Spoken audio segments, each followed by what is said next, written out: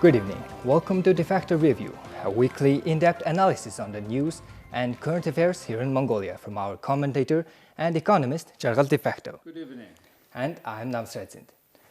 We are live on MNB World's Facebook page, where you can join in on our conversation, and on Twitter with hashtag Jargal_Defacto.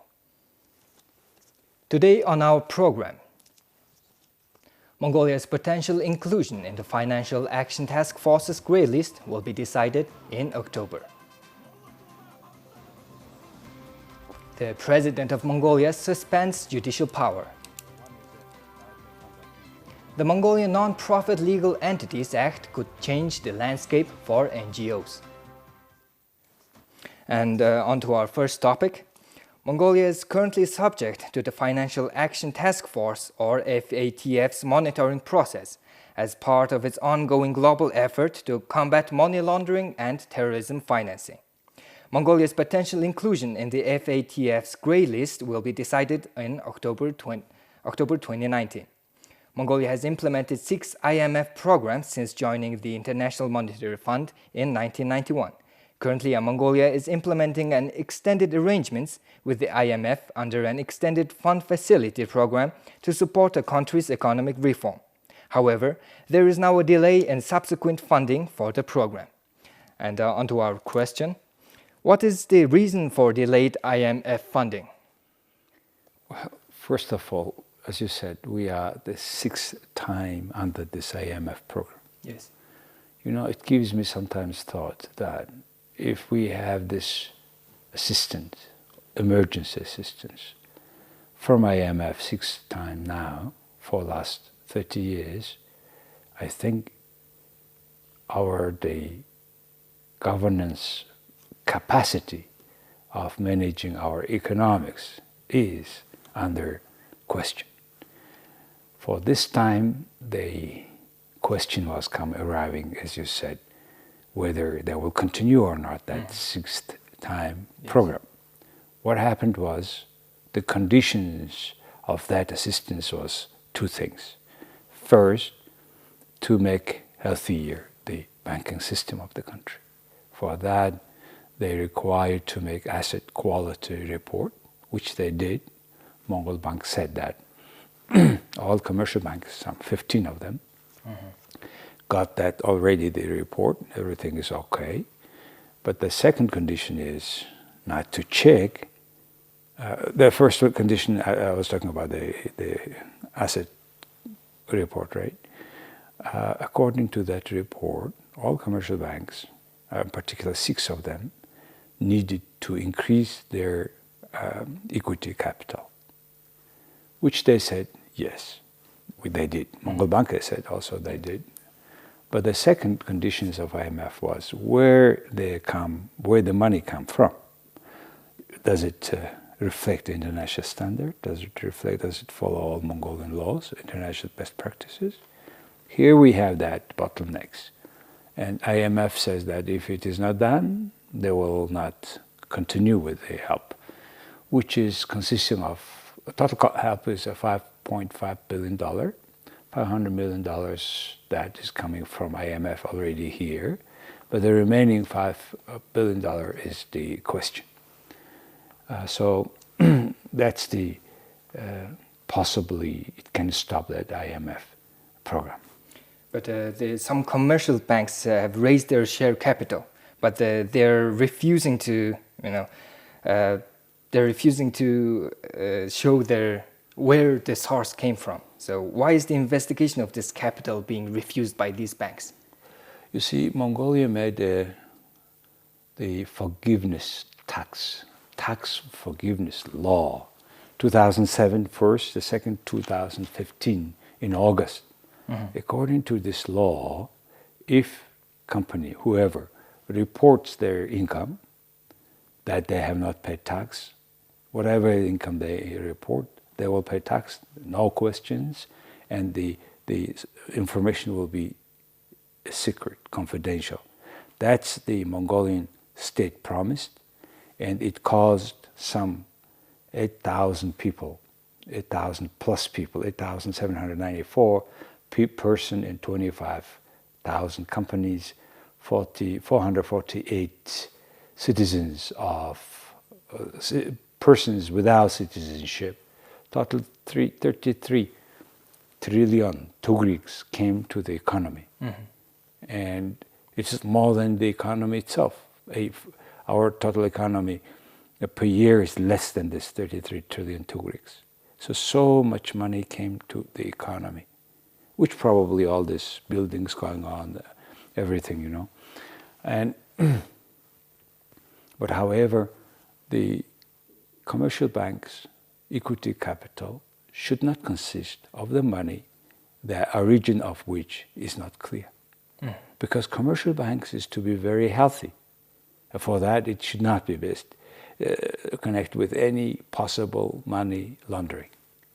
But the few commercial banks owners refuse to deliver the report where the money came from, quoting to that law of tax forgiveness. So this is very strange, strange, but this unfortunate situation where so much money came to the economy. And that's the reason why also this FATF organization that is fighting against money laundering and anti-terrorism financing is listed Mongolia into the gray list, under the watch list now. Right. And it will discuss in July the status of Mongolia. And in November, most probably, they can, unless we by that time report all this money come from for the commercial banks. If not, they can have us in the gray list. What happens then? All credit cards issued by Mongolian commercial banks don't accept it anywhere else other than Mongolia. Right. First. Second, all corresponding banks of Mongolian commercial banks will froze the money, the account. Right.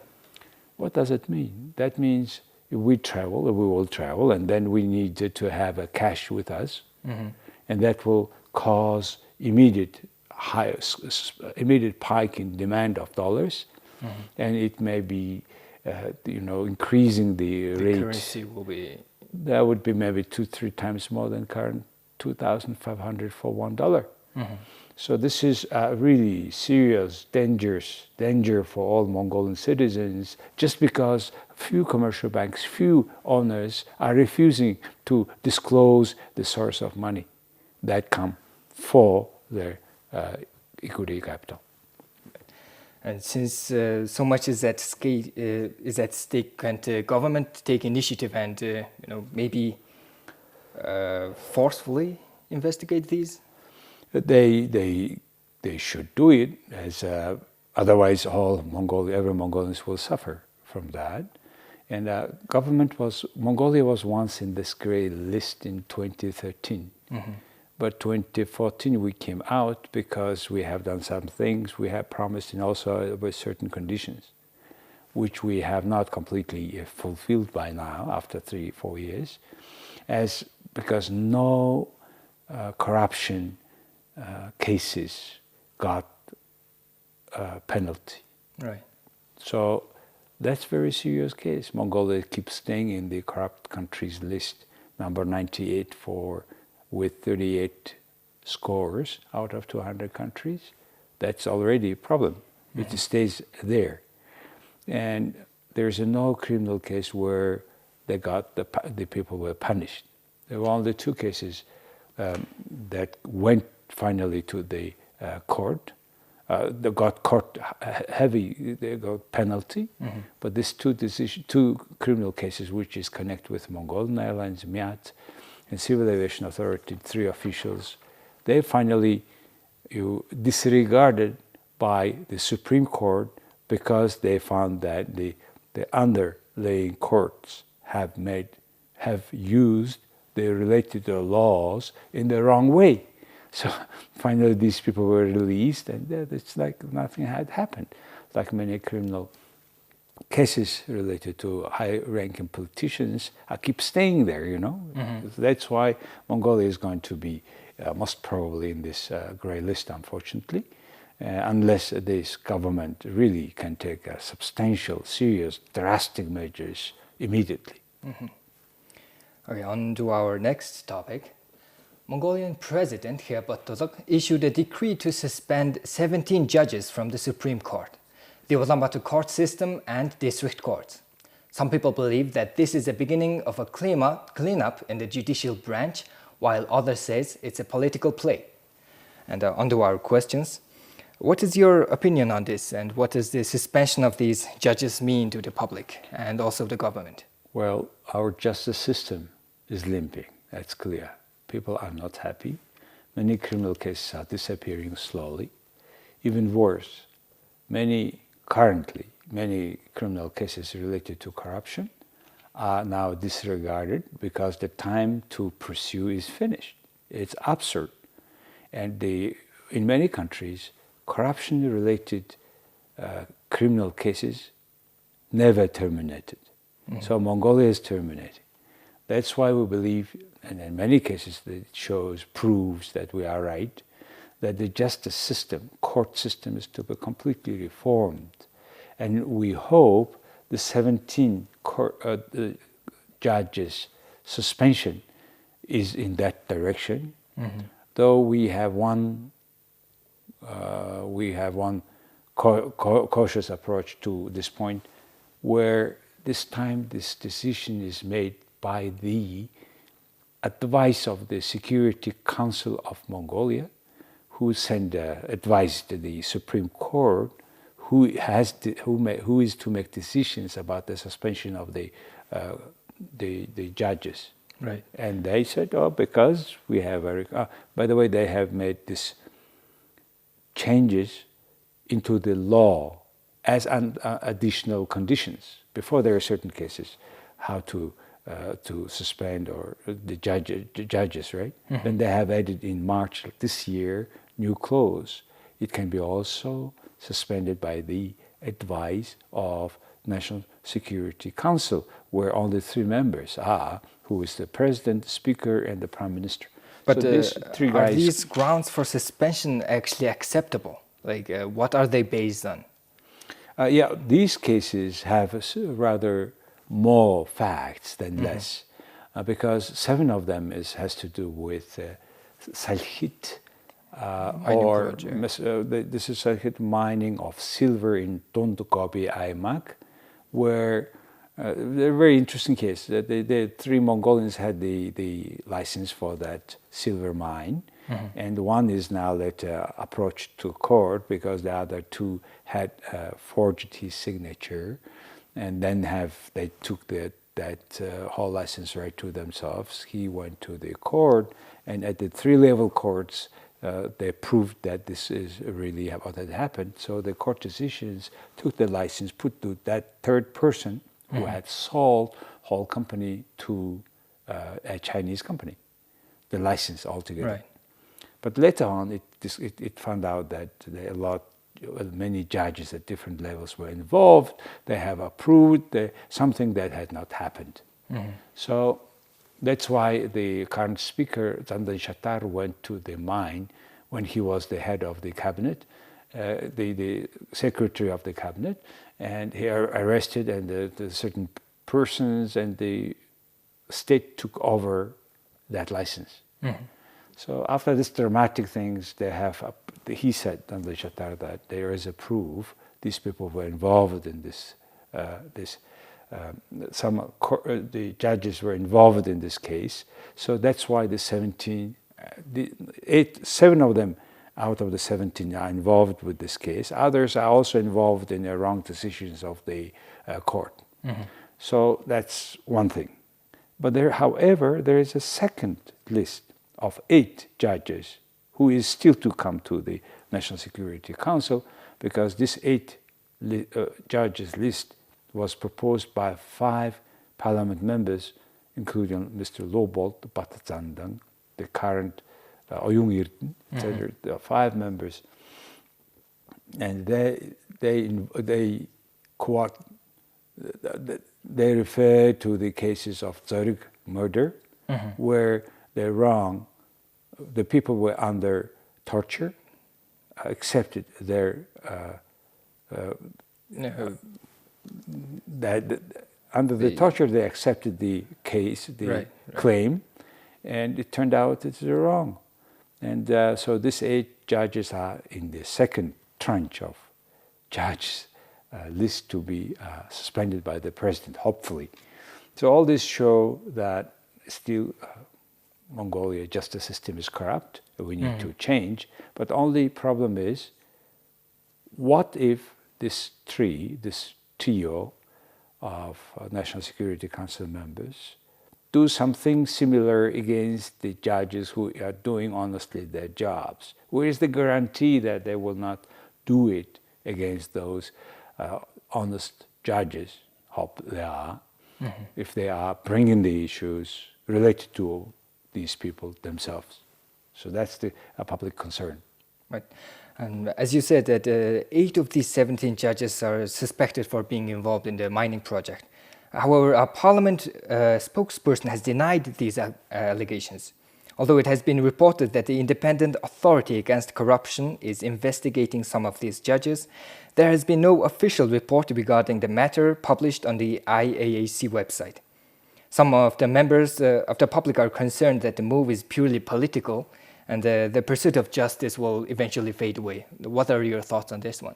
Well, nobody is giving guarantee whether our laws will be implemented or not. If our laws are implemented, we could have, be already Switzerland. So I take it 50-50. Yes, the Zandan Shatarov said that they have not quoted that this 7 of them were involved in this mining case.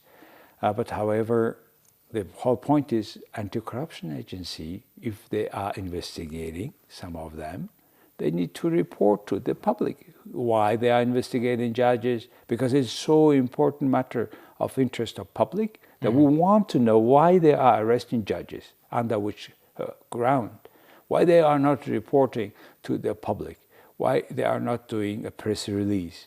So that means still there are some questions with transparency of judge system, judicial system, and transparency of the anti-corruption agency. As you said, the other 9 judges were, because of the suspects were tortured and forcefully confessed. And what will happen to these judges? What if they actually were part of this? Well, actually, it's a very serious case.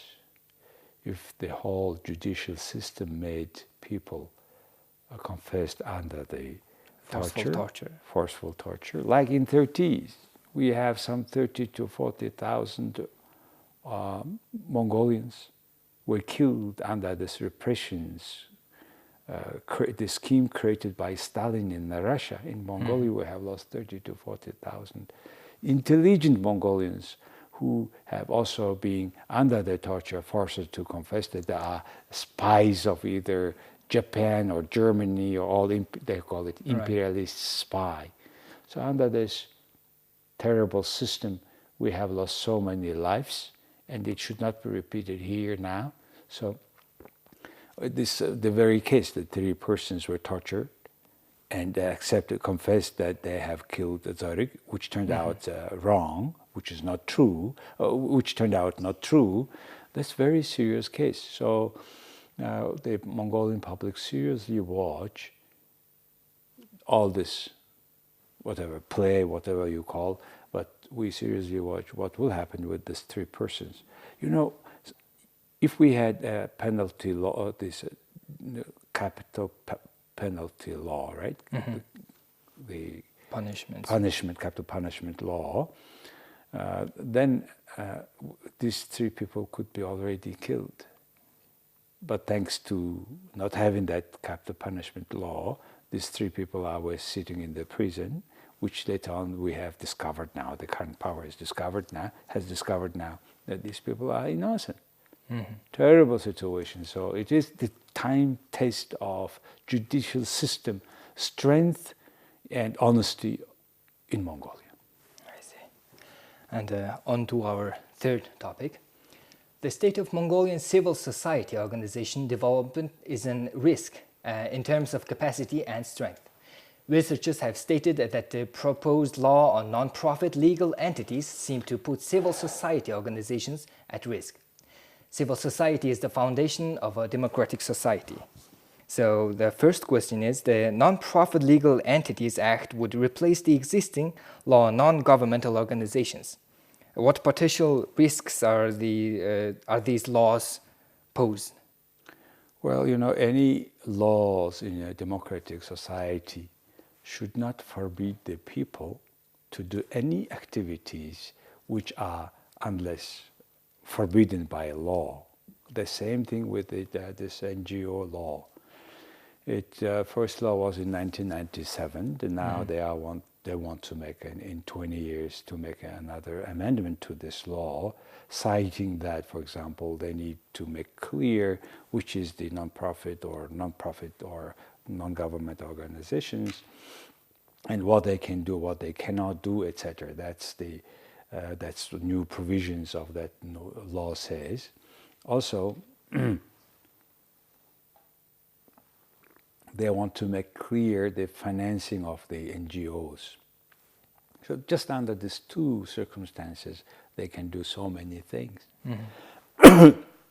What kind of, for example, risks we face is a civic society? As you said, civic society is a part and parcel of democracy. Right. And we have 20,000+ registered NGOs, out of which just 8,500 of them are working actively. And 30% of them are mostly working on watching the government actions, whether it's transparent, tender is going on, is tender organized, transparent way, etc. And a very, very substantial function of democracy that keeps under the control, under the check and balance the state. And now, under this new law, they come and they say there are religious organizations, there are organizations under the NGO status, which is working under the political party. Political party, women's wing, youth wing, all their political works, but they have under non-governmental organization status. Right. And so, I mean, it's okay, they make a difference, but it's mostly the registration function of the state, not to under the name to attack all other NGOs. So, because you see, we worried because under exactly the same cause in Hungary, in Poland, in Russia, they limited this voice of civic society. In particular about financing, for example. It turned out 70+% of Mongolian NGOs are financed by international organizations, charity organizations, which is normal case in all around the world in democracy. And as soon as they don't violate the country's law, it's up to them to speak out what they have concerns. As soon as it is violating somebody's other interests, that's another issue. And the other thing, in Mongolia, NGOs are not financed by the government or Mongol government, but only particular projects announced by the government. NGOs are competing for tender, and some 20% of NGOs' income are financed in that way. But however, excessive presence of the state government in non-government organizations is danger, whether it is through the name, under the name of financing, helping, whatever. But of course we understand that NGOs to be transparent, they need to report, financial report, and then activity reports, that's normal. But under the name, not particular need to change the current law, current valid law. So what could happen if the lawmakers approved this bill without considering any of these risks that could pose? That most probably is going to happen if they discuss it, but unfortunately, fortunately, they have not yet started to discuss. But by fall, they could do it because they find it's a threat. Unfortunately, also many government people, state members of the parliaments are in charge of non-governmental organizations. It's like a wrestling association. The head is the Mr. Batirtin, etc., etc. So that's we need to make that difference clear, and also we need to make a disclose of all owners of NGOs, and the government, surely the state people are not surely not participating in NGOs. Otherwise, it is an interesting mixture. So that's why Mongolian public is very seriously, with full attention, watching what's happening with this law. That's why last 2 weeks in a row, many NGOs got together and discussed the possible risks that some of them I have just mentioned. So in other countries, some of the NGOs are funded by the government but there are, as you said, a very limited amount of NGOs that are funded by the government, which only works for the project. So why can't the Mongolian government fund the NGOs that actually does civil works and other such related programs? Sounds good. It is fine if they finance some particular NGOs. But with this money, they should not bring their control, the directions of the NGOs. So that's a very delicate balance we should watch, in particular the civic society itself. So, but the development of the civic society is the base of sound, solid democracy. Mongolia, that's the difference that we have compared with our neighbors, some former socialist countries. So we need to continue to develop our civic society, and through which Mongolian citizens, public watches the government. In particular now when we have a lot of corruption, when we have full dependence on mining, licenses are somehow close to those who has power now, and a lot of state-owned companies are being created in particular mining sector. And now they're going to also make an IPO. And under all these things, we need more serious, continuous, scrupulous watching of public for this kind of activities. I see. So there is actually one more thing I would like to ask from the first topic, which is about the financial FATF's grey list. The representatives of the IMF, led by the Mr. Jeff Gottlieb, issued a statement about Mongolia's economy. And he said that Mongolian buffers are still not sufficient to cope with the external shocks, the large shocks. True. How can the Mongolian government strengthen this buffer? Very simple.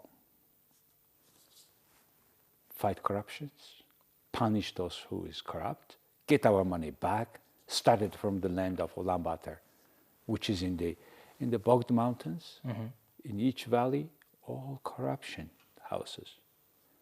If they have sold this land under certain tender, with that money we could make thousands of families with normal sanitations. So stop stealing our property. Full stop. That's it. That's the buffer. Second, make from the mining revenue conditions that helps the economy diversify. Very simple. And unfortunately, they don't do it. That's why you and me, because it's a democratic country, we speak out. Where's the problems? As soon as we discuss the problems, we have this freedom of discussions, then we have our energy to solve it. And it's our problem, and it should be solved by Mongolians with active civic society. Wow, I see. Thank you. Well, that is all the time we have for today. We will see you next week for more topic. Thanks for watching Defacto Review on MNB World. Thank you very much. We'll see you next week.